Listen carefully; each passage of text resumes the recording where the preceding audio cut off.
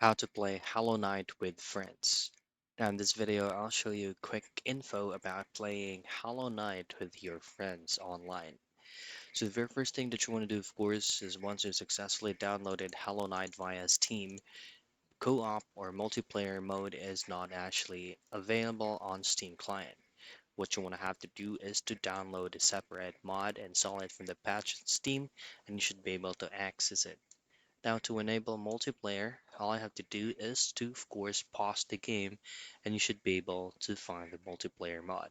There's two specific types of multiplayer on Hollow Knight, the multiplayer online or the co-op split screen, which is a maximum of 4 players.